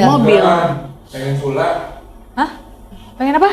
Oh iya, peninsula, bener-bener. Oke, gue ralat, bener. Jadi dari Ancol, gue nge-MC di Ancol, nggak bisa didorong tuh mobil. Pokoknya gue nunggu lama, kayak sekitar 45 menit kemudian orangnya datang, bisa didorong, gue naik mobil, tapi udah nggak keburu. Gue parkir di Peninsula, terus gue naik ojek dari Peninsula. Oh, oke. Ya, Pantesan bener. telatnya sejam. Iya, pokoknya gue di Peninsula, terus habis selesai gue nge-MC dari Atma, kan gue butuh tebengan pulang. Si Imam udah bilang, udah sini gue anterin. Terus gue bilang, udah nggak apa-apa, gue sama temen gue aja. Udah, terus gue dianterin sama dia. Saat itu kita udah sering SMS-an, udah lumayan intens SMS-annya, telepon. Sini. Pawangnya datang nih, Pawangnya datang dulu. Oh. Coba jalan di luar, ada apa, lihat tuh. Ada surprise egg nggak? Yaudah akhirnya gue dianterin dia ke Peninsula. Pas gue mau turun, dia ngomong, aku boleh ngomong sesuatu nggak? Gue langsung kayak, no. Terus kayak, jangan sekarang. Dia ngomong, mau nggak kamu jadi pacarku? Kenapa dia ngomong? Emang kenapa nggak boleh ngomong? Karena saat itu gue tahu gue belum mau. Gue udah tahu gue suka. Tapi ntar dulu ya gitu. Terus gue nggak jawab. Gue bilang ntar ya. Karena gue juga nggak mau nolak karena gue tahu nih orang asik buat diajak ngomong. Tapi gue juga belum mau pacaran. Ya udah gue nggak jawab. Terus besoknya gue nge-MC di Sensi, dia nyamperin. Oh tak kenal lelah ya bapak ya? Dia nyamperin, pas lagi jalan tau dia gandeng tangan gue. Oh hebat. Terus tau Pede. terus gue diemin aja lagi kayak enak juga digandeng, ya udah deh. Mana sih tadi mau jomblo 2 tahun, cepet banget jadi 2 minggu. Ya udah Dari situ. berjalan aja gitu. Oh. Tapi gue nggak pacaran sama dia, nggak ada intent buat nikah karena menikah tidak pernah masuk dalam rencana hidup gue. Itu satu hal yang aku ingat dari Cici Panda. Dulu kita pernah ngobrol dan dia bilang, aku sebenarnya nggak pernah pengen nikah Mbak Sof. Aku takut karena apa waktu itu pemikiran Sebenarnya tentang bukan yang pernikahan? nggak kepengen nikah, tapi gue nggak nikah itu nggak ada, nggak ada nih di kepala gue nih nggak ada menikah. Kayak suatu saat aku nggak ada kata-kata itu. Jadi menurut lo apa? Dewasa? Kenapa gue mau nikah? Enggak, setelah orang kuliah, kerja, dewasa, Kerja. pacaran, terus nggak ada? Nggak ada kerja. Karena dalam di situ gue karir karena gue satu ini juga nih ya, emang apa yang diomongin, karena gue inget almarhum nenek gue selalu ngomong, lu buktiin ke orang-orang kalau lu bisa jadi orang. Oke. Karena kan dulu pas bonyok gue cerai di tahun 1986 berarti, perceraian itu kan satu yang masih jadi aib banget. Jadi gue sama kakak gue itu generasi yang udah biasa kita diomongin jelek sama orang. Oh ini orang tuanya bisa, oh ini broken home gitu ya, di label ya. Yes. Dan gue tuh tumbuh dengan seperti itu, makanya nenek gue selalu bilang lu buktiin ke orang-orang kalau lu bisa jadi orang. Oh. Nah, makanya gue sadar bedanya gue yang dulu, yaitu jadi di otak gue ya pokoknya gue harus kerja, karir, tajir, udah banyak duit gue udah. Dah sampai di situ. Sampai situ. Stopnya. Stop. Oke. Setelah jalan digandeng sama Marcel, terus ke depannya gimana tuh? Nggak setelah itu? mikirin. Ya pokoknya ada temen akrab untuk Ya pokoknya ada ngapa-ngapain teman bareng. pacar gitu. Ada pacar. Berapa tahun tuh seperti itu? 3 tahun. 3 tahunan yang ya, 3 tahunan lah. Dan lu juga nggak pernah bilang ke dia, kita pacaran aja ya, gue nggak ada Nggak. pikiran. Nggak, lu diam Kita juga. pernah ngebahas soal nikah nggak sih ya? Enggak ya kayaknya. Enggak. Oh dia juga nggak tahu ya. Lu tahu nggak gimana akhirnya kita nikah? Oke, silakan. Telepon. Halo? Ya, kenapa Yan? Dia ngomong gini. Ini kata nyokap kita disuruh nikah. Hah? Kata nyokap. Kata nyokap kita disuruh nikah. Terus gue dengan bodohnya, oh ya boleh lah. Kayak ngajakin makan take away gimana sih? 3 bulan saja persiapannya. 3 bulan 4 bulan. Lah katanya lu nggak mau nikah waktu itu, terus kok dia ngajakin lu boleh gitu? Makanya gue bilang gue nggak mikir. Gue nggak bilang gue nggak mau nikah, tapi si pernikahan ini nggak ada di otak gue. Jadi ketika dia memunculkan ide itu, sama nyokap kita disuruh nikah nih. Oh, ya udah boleh. Tapi I have no idea karena begitu gue bilang nikah, dalam otak gue langsung cari gedung, cari gaun, cari dekorasi. Udah gue siapin itu doang. Tapi kalau emang waktu itu lu membayangkan pernikahan seperti apa? Nggak ada bayangan. Menjadi istri itu harus seperti apa gitu? Nggak ada. I have no idea. Nobody taught you juga ya? Mikir pun juga enggak. Bahwa pernikahan tuh harus gini, nggak ada. Nah waktu lu bilang boleh, terus lu kan harus bilang ke nyokap lu dong? Nggak setuju nyokap gue. Why? Karena waktu itu gue masih, karir gue lagi bagus. Terus lu nikah mau apa? Gue waktu itu umur 26 ke 27. Pas sebenarnya ya? Sebenarnya secara usia pas. Tapi karena nenek kakek gue ngasih, nyokap gue nggak punya suara. Oh, Singkong ngasih. Singkong ngasih-ngasih aja ya, kalau orang zaman dulu kan ya begitu, mikirnya ya sesuai dengan ritme, lu udah punya pacar, lu udah kerja ya udah Apalagi nikah, gitu. apalagi. Karena mangkong kasih lampu hijau ya gue jalan terus. Oke, menikahlah. Menikahlah, ditambah biaya pernikahan kita dari orang tuanya Marcel kan. Oke. Jadi ya udah, apalagi yang lu pikirin, ya udah menikah. Ya udah jalan aja begitu. Begitu jalan sampai akhirnya dengan segala seluk-beluknya akhirnya nih gue mikir. Jadi gini, karena lu ngomong dengan Cici Panda yang sekarang, jadi gue bisa akhirnya paham kenapa hal itu terjadi gitu kan. Ya pokoknya intinya sekarang gue tahu, karena dulu gue tidak pernah mempersiapkan diri untuk menikah, tidak punya bayangan menikah itu seperti apa, akhirnya bisa dibilang gue harus berobat jalan ketika gue menikah, padahal gue udah punya anak. Jadi gue tuh dari menikah bulan Desember, hamil Alika tuh di bulan Februari, jadi gue cuma dikasih kosong Januari, dikasih kosong 2 bulan gue langsung punya anak pertama. Udah semuanya berjalan aja begitu. Tapi berjalan begitu, terlihat baik-baik aja. Kemudian mulai ada masalah sampai di pernikahan yang kelima, gue mau divorce. Dan ketika mau cerai pun juga, sebenarnya gue itu dari zaman gue pacaran, gue punya kecenderungan kalau berantem gue pasti minta putus. You cannot deal with. Enggak. Pokoknya udah aja. Udah. Bahkan pada saat kita merencanakan pernikahan, gue ingat banget kita berantem. Udah kita nggak usah nikah. Itu pasti akan keluar. Bahkan sampai nikah pun gue selalu ngomong, jadi kita cerai aja. Itu akan selalu jadi opsi gue. Kenapa itu menurut lo? Dengan umur Cici Panda yang sekarang ini, pengertian lo akan diri lo yang pasti udah lebih dong sekarang. Kenapa lo mudah untuk bilang Jadi, udah gitu? Karena satu, bonyok gue cerai. Jadi gue merasa bahwa emang ada beberapa hal dalam dunia ini nggak bisa lo paksain. Tapi sampai sekarang pun kalau lo tanya gimana gue dengan perceraian, gue netral. Maksudnya gue tahu ada beberapa kasus yang memang nggak bisa dipaksain bersama, apalagi kalau suaminya udah abusive banget, gitu kan ya. Tapi kalau gue yang dulu, setelah ditelusuri, gue hipnoterapis apalah segala macam lalalala.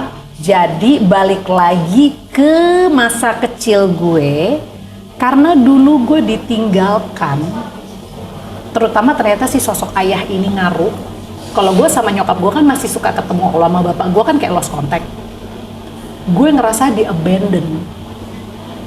Jadi karena gue ngerasa di abandon, jadi gue tuh kayak ngebangun tembok supaya gue tidak di abandon, supaya gue tidak tersakiti. Sebelum lu ninggalin gue akan ninggalin lu terlebih dahulu. Dan itu baru bisa gue dapetin setelah gue melakukan sebuah perjalanan, perjalanan ke dalam. You work on yourself ya. Lo mencari, lo akhirnya. Ya. Dan kalau ditanya kenapa lo work with yourself, itu pun terjadi secara tidak sengaja. Karena gue udah melalui sebuah metode, gue mencoba benerin laki gue. Oh, tadinya lu berusaha benerin orang dulu. Karena gue ngerasain masalahnya di dia kok. Oh. Jadi kok bisa sih Cici Panda hebat banget jernih ke dalam. Iya, karena gue udah coba keluar terus kagak bisa, akhirnya gue capek, ya udahlah. Saya menyerah. Jadi ini terjadi dengan tidak sengaja, bukan toto gue mendapatkan sebuah kebijaksanaan, enggak. Karena gue udah coba. Ya, tapi Tuhan baik banget menurut gue malu, karena gini, orang kan ada nih misalnya, gue udah coba, walaupun di pikiran dia adalah gue memperbaiki dia, gue nggak ada masalah kok gitu. Terus akhirnya ujung-ujungnya ya nggak menghakimi orang yang cerai ya, tapi akhirnya bubar dengan lo yakin nggak ini semua arah sudah lo kalau nggak tahu, makanya gue tuh sampai kadang-kadang gue tuh mikir gini ya. Kalau ditanya kenapa bisa, gue nggak tahu apakah mungkin faktor keberuntungan. Karena kalau ditanya, kok lu akhirnya nggak jadi cerai? Nggak tahu. Emang udah sempet terbersit omongan? Gue udah mau. Oh. Jadi pada saat ulang tahun pernikahan gue yang kelima, sorry ini ngomong gue nggak copot kan? Enggak. Ngomong lu ngomong gini anak-anak denger. Anak gue tahu sih yang gede. Oke. Terus nanti kan kalau dia buka YouTube dia nonton juga.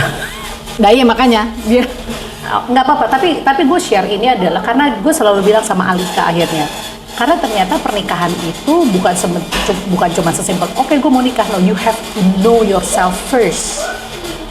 Lo periksa diri lo kenalin diri lo, kemudian lo pilih spouse yang selaras dengan kamu, baru abis itu kamu tahu nih mau gimana ke depannya. Jadi, gue ceritain singkatnya aja ya, kalau nggak panjang banget nih. Jadi usia pernikahan gue yang kelima, gue itu sudah sangat bertekad gue mau cerai.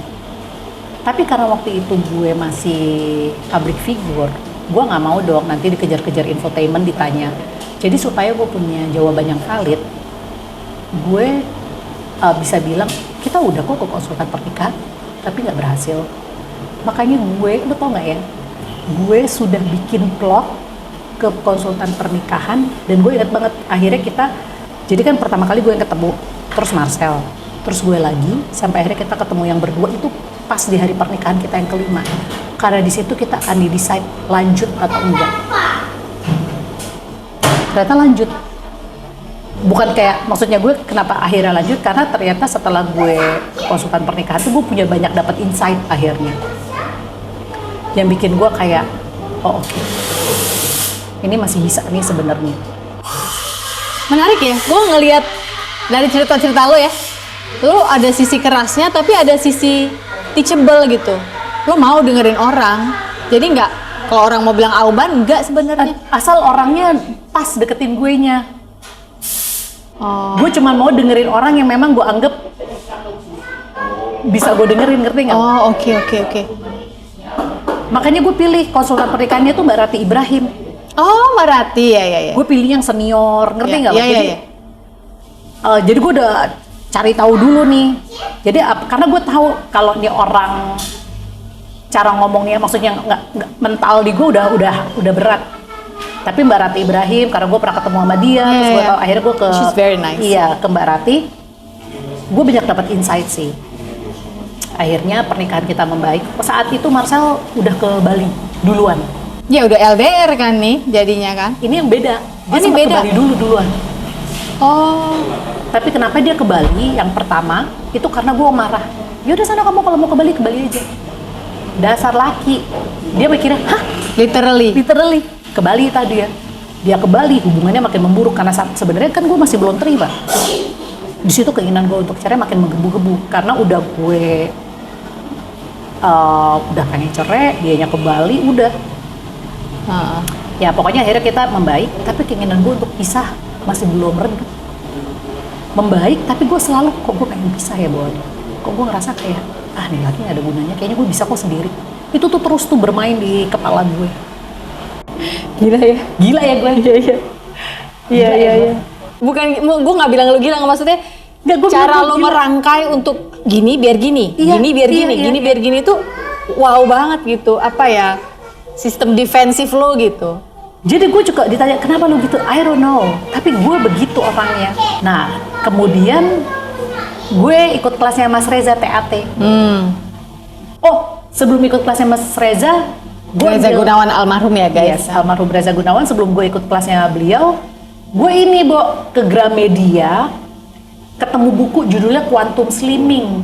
Oh oke. Lah menguruskan. Nah, kan makanya gue bilang, ngurusin nih. Dulu kan kita kalau masih di TV kan obsesinya gimana caranya kelihatan kecil di kamera kan. Gue baca-baca bukunya. Jadi intinya buku itu soal apa hubungan berat badan dengan emosi. Oh, okay. Menarik nih, maksudnya itu sesuatu waktu itu belum pernah gue denger. Pas gue lihat di paling belakang, ada kelasnya di deket rumah. Gue daftar lah. Duh, banci kursus ternyata ya dari dulu ya. dari nemu itu brosur sekolah MC, ini Quantum Slimming, sekarang les Mandarin, les bahasa Inggris, les sulap juga, biar nanti pas MC susah. Oh, les nyanyi, gue lagi les nyanyi. Oh, les nyanyi, oke. Gue ikut kelasnya, di situ gue baru tahu kalau ternyata gue baru terinfo dengan apa yang terjadi di masa kecil memiliki peranan dengan yang kita sekarang. Sebenarnya sama si psikolognya Mbak Rati itu udah terinfo, ngerti nggak lo? Cuman nggak yang kayak belum ngelok gitu. Belum ngelok. Tapi begitu gue ikut Quantum Slimming dan kemudian dapat info lagi hal yang sama, itu bikin gue kayak, Oh, menarik ya. Gimana ternyata emosi kita ini sangat berhubungan dengan penyakit lah, apalah gitu. Yang ngerjain itu hipnoterapis. Terus akhirnya gue memutuskan untuk punya sesi one-on-one sama dia. Oke. Disitulah mulai terkuak tuh, satu demi satu. Lapisan demi lapisan. Dia kasih lihat keteknya. Kecut nggak? Kecut nggak? Kan namanya lacut. Kacut nih. Kamala lacut. Kamala kecut. Udah tuh, terkuak satu demi satu. Oh gatel, suruh papa garukin dong. Masa gue disuruh garukin ketek? Yang bener aja nih ceritanya lagi seru nih. Gue disuruh garukin ketek, ya eleh. Mama aja yang garukin ketek. Oh, iya. Enak nggak? Enak. Kalau enak aku, coba aku. Kok agak geli ya kalau dia yang minta ya? Ketek aku nggak kecut kok. Tapi kalau di Bali gue ngerasa ketek gue lebih nyangket loh. Ya emang pliket ya. Aduh, pliket banget nih. Lagi zaman-zaman sekarang lagi panas di Bali. Ish, oke. Oke, terus one on one, layer per layer, terkupas. Disitulah gue dapet gue menyadari bahwa ternyata si Lisi kecil ini merasa di abandon. Oke, tapi gue cuma dapet jawaban dari situ tuh. Karena di situ gue tahu semua berawal dari, di situ gue mulai terinfo tuh, ternyata semua tuh ini ya ada hubungannya sama masa kecil. Terus gue mulai kayak penasaran gitu, ini gue kenapa ya begini banget ya? Kok gue jadi orang tuh kayak bawaannya pengen, gue sadar tuh kok gue pengen capek mulu sih bawaannya. Gue terinfo soal TAT, gue ikut. Tapi saat itu gue masih rasa pengen pisah itu selalu ada. Bahkan gue inget, gue lupa gue ada masalah apa sama dia, gue kepengen pisah lagi. Terus, pokoknya way out lo adalah pisah. Yes. Terus gue bilang ke Mas Reza almarhum, kalau mau jujur nih, kenapa gue sesi one-on-one akhirnya sama dia. Kenapa gue pengen terapi? Karena gue mau ketika gue pisah, perasaan gue netral. Gue pengen pisah dengan bahagia, tapi intention gue masih pisah. Gue pengen pisah dengan bahagia, dengan ya udah lu baik, gue baik.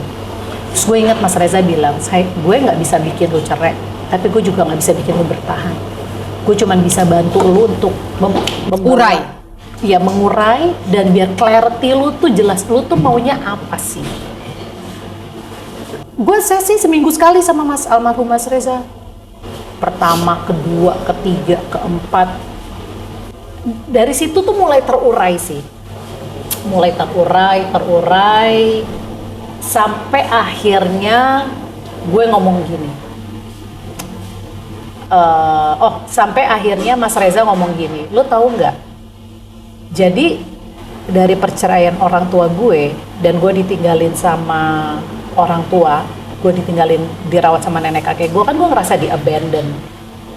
Tapi di satu sisi gue itu tumbuh dengan nenek kakek gue, pernikahan yang seperti orang utuh.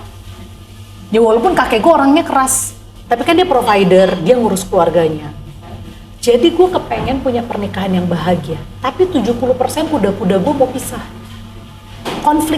Konflik batin, ya. Dan gue nggak sadar itu gitu. Terus karena, ada lagi nih kan, karena gue punya ada lagi satu belief system yang ternyata saat itu baru gue sadari adalah gue bisa kok hidup tanpa laki-laki. Gue nggak butuh laki-laki. Nah sedangkan gue nikah sama laki. Nah gimana dong? Jadi itu konflik dalam diri gue yang tidak berkesudahan itu tuh. Bertahun-tahun. Selama bertahun-tahun dan gue tidak sadari itu. Oke. Gue tegasin lagi ya. Jadi akhirnya itu berlangsung bertahun-tahun. Lalu kita kembali ke kisah lo tadi. Suatu hari ada psikotes murah. Lo mau ngetes minat bakat anak. Si Alika nih anak pertama. Itu di tengah drama-drama kehidupan rumah tanggamu ya? Udah mulai membaik. Oh udah? Itu udah mulai membaik. Karena apa menurut lo? Lo nggak merasa layak memiliki keluarga yang bahagia kah atau? Itu gue nggak tahu. Tapi maksudnya kalau dulu muncul gue jabanin, ngerti nggak lo? Kalau dulu ibaratnya si pikiran itu muncul langsung gue kasih api, gue bara-barain. Kalau sekarang begitu pikiran itu muncul gue tarik balik, oke, sebentar, kenapa nih? Cuman gara-gara gue lagi berantem doang sih sama dia sebenarnya. kalau misalkan gini, Marcel tahu gue itu sampai sekarang masih sensitif sama nada tinggi. Oke. Itu tuh kayak titik boiling point gue. Iya. Tapi cuman ke dia. Jadi dia begitu ngomongnya nadanya tinggi, gue langsung kayak teng. Iya. Gitu. Trauma. Gue nggak tahu. apapun itu Makanya lu tau ada. nggak berapa hari ini gue sempat kepikir, kayaknya lucu juga nih gue sempetin journey gue ya. Kayaknya ini kan sekarang gue sejak pindah ke Bali terputus nih. Kayak gue pengen ngorek-ngorek lagi ke dalam. Kenapa ya? Gue kok sama nada tinggi gampang banget ya tersulut ya. Dan spesifik lagi sama pasangan. Spesifik sama pasangan. Kalau orang lain yang nada tinggi Kalau ke orang lain lo, marah-marah gue bisa kayak ya kesel, cuman nggak yang gimana-gimana. Tapi kalau pasangan tuh langsung kayak bener-bener mungkin bisa 4-5 kali bikin gue lebih tersulut. tersulut tuh lebih ke apa? Apa lo gitu atau lebih ke oh mau gitu ya gue cabut gitu. Oh enggak, kayak misalkan gini dia, kita mau kemana? Ya kamu maunya kemana? Maksud lo apa? Nada lo tinggi gitu. Oke. Jadi lebih ke lo konfrontasi Gue gitu. konfrontasi pasti. Atau kalau misalkan aja nadanya lebih tinggi lagi, gue bisa kayak gini. Lo ngomong tinggi lagi. Misalkan tempat umum nih, kalau dulu mah gue udah gila-gilanya. Misalkan dia nadanya tinggi nih. Lo jangan pikir gue nggak takut ya bikin keributan tempat umum. Oh bisa gitu ya? Gue bisa gitu. Dulu ya, gue udah gak peduli. Gue ajak berantem. Tapi cuma ke pasangan. Kalau sekarang, gue lebih aware. Tapi gue ngomong sama dia, nada kamu udah tinggi 2 kali nih. Gue udah gak kuat. Oh oke. Lebih komunikasinya Komunikasinya nyampe begitu ya? sekarang. Iya. Oh that's good. Tapi gue gak bisa bohong. Kalau hati gue begitu. Berarti ada perasaan marah apa sedih di situ? Lebih ke marah. Lebih ke marah. Lebih ke Bukan marah. sedih karena Bukan. kok gue dikecilkan Saat begini. ini yang gue sadari sih marah. Karena biasanya marah itu membaluti sedih biasanya. Iya, biasanya kan? makanya gue bilang saat ini yang gue tahu marah. Karena kan setelah gue tahu bahwa ternyata kadang-kadang gue pikirnya marah, ternyata lu apa gitu kan. Berarti udah berapa tahun menikah nih sekarang? Dari 2009, berarti kita jalan 14 tahun. Desember nanti. Desember nanti 14 tahun. Hebat loh, Desember 14 tahun itu. Guys, 14 tahun. Kita harus kasih luar biasa sebuah penghargaan karena bila teman-teman belum pernah memasuki yang namanya lembaga pernikahan ya, susah untuk menjelaskan bahwa menyatukan 2 orang manusia yang masing-masing bawa bagasi itu nggak mudah. Jadi tadi yang aku tangkap dari kamu ngomong ke Alika bahwa nikah itu nggak cuma ketemu oh suka-suka terus kawin, enggak gitu loh. Apa yang ada di dalam diri kita ini, do we already know ourselves sebelum kita memasuki lembaga pernikahan terus punya anak lagi pula ya, agak apa ya, I'm all for menikah, punya anak, good for you. Tapi bila kita bisa sebelum punya anak sedikit aja tahu tentang diri kita, si pasangan juga mau tahu, ya kan? Jadi kita nggak jadi broken adult gitu loh. Betul. Karena kalau enggak, akhirnya kita melampiaskan banyak hal-hal yang sebenarnya kita sendiri nggak sadar Ke anak. Ke anak. Ya kasihan sih. Kasihan. Iya.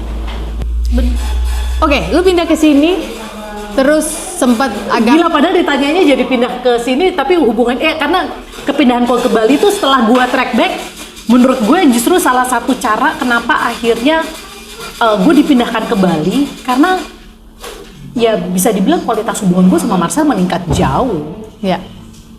Kayak, Karena lo memilih jadi stay at home mom itu, menurut lo atau awalnya dari apa? situ. Karena tapi satu hal juga yang gue sadari, ternyata gue tidak bisa jadi stay at home mom. Oke, full, Full, nggak bisa. Gue tetap butuh waktu untuk berkarya. Ya.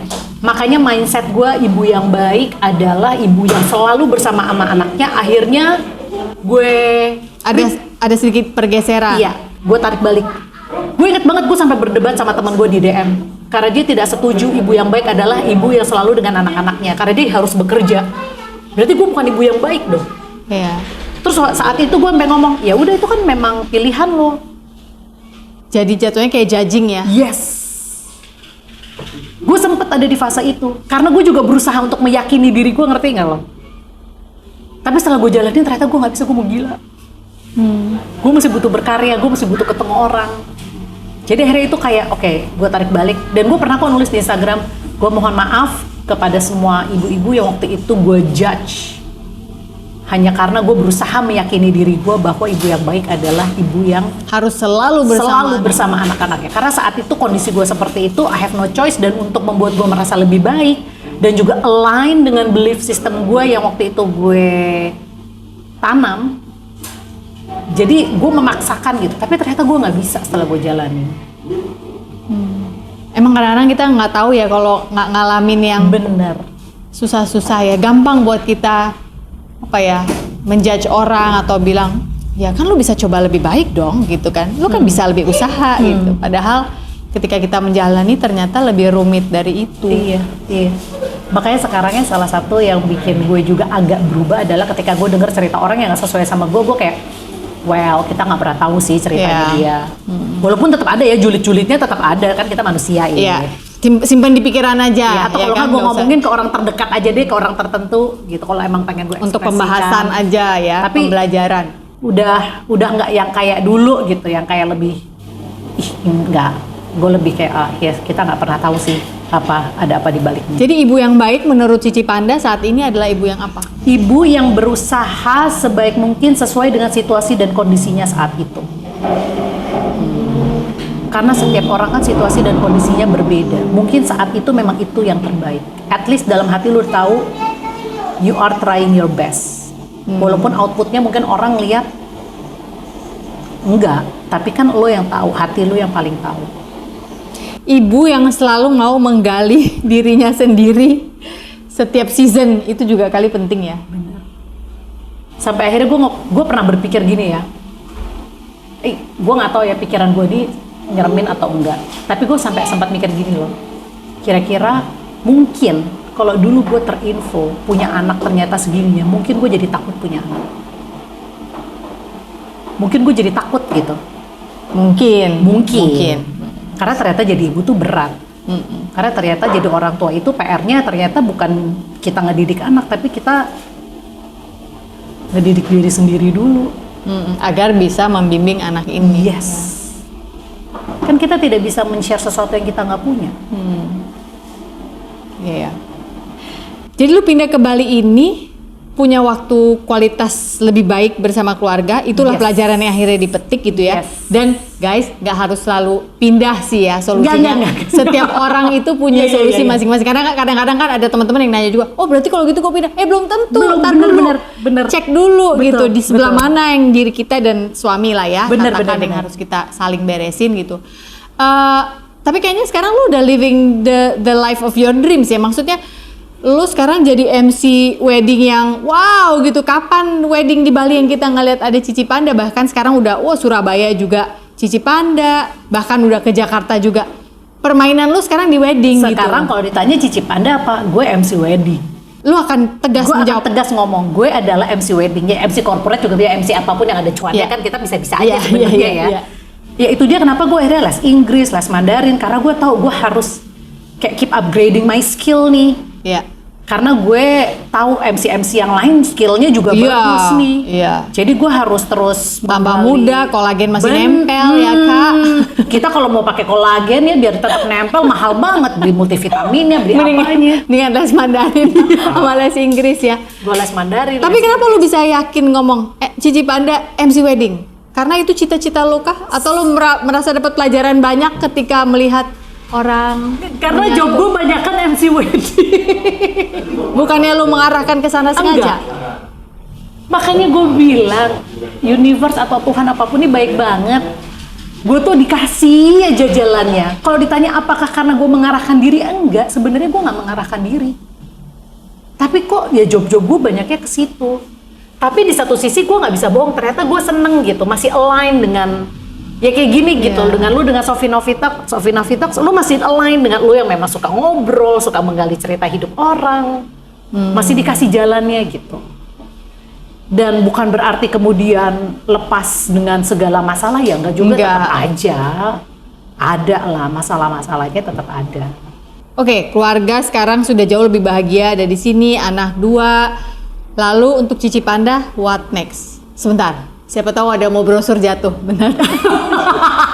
Ting, miliki tanah di Berawa, Coba 3 are. mungkin di sini, coba mungkin di sini ada yang WhatsApp gitu apa gitu.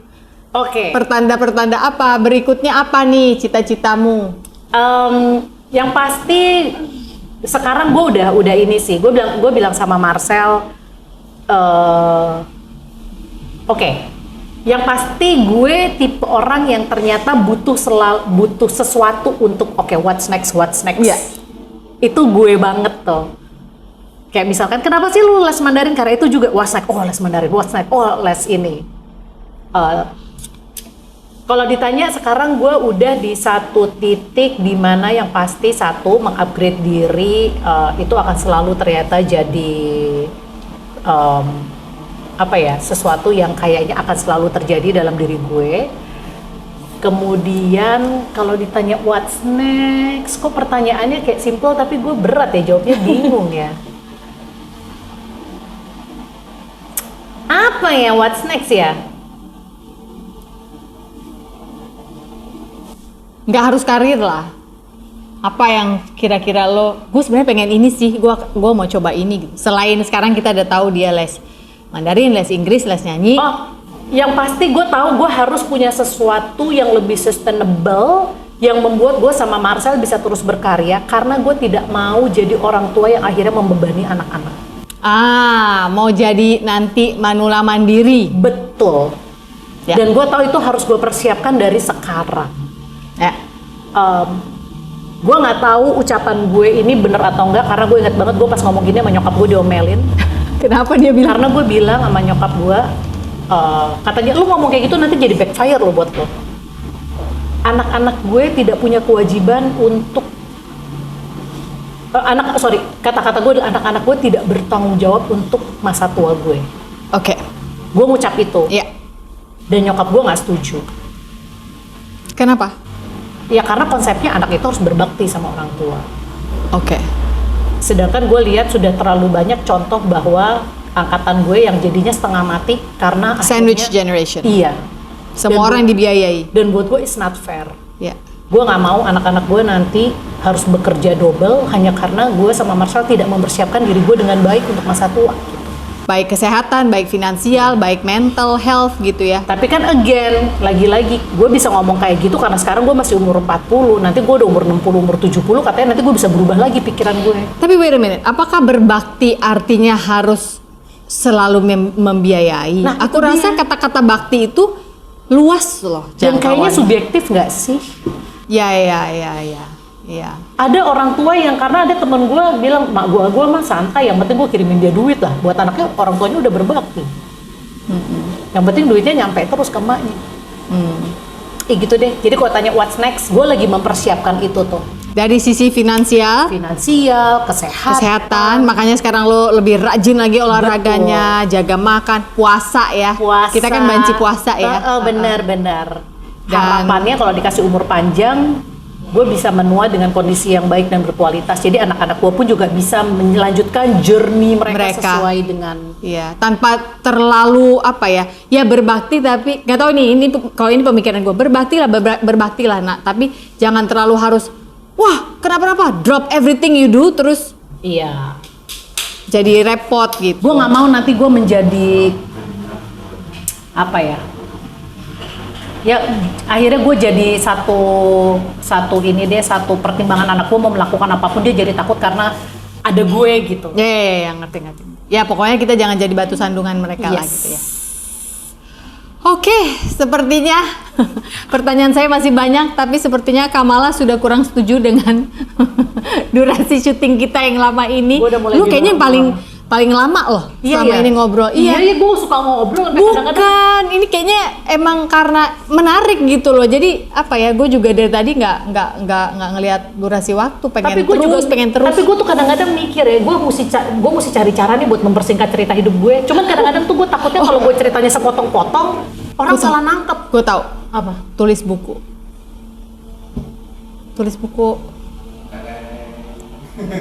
Dah, itu cara paling enak untuk bercerita. Dicicil aja. Dicicil. Makanya akhirnya lu punya 2 buku ya.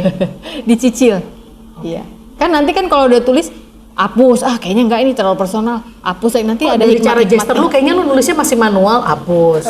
Gue Kayak pakai penghapus dia nulis nggak tua ya, pakai daun lontar.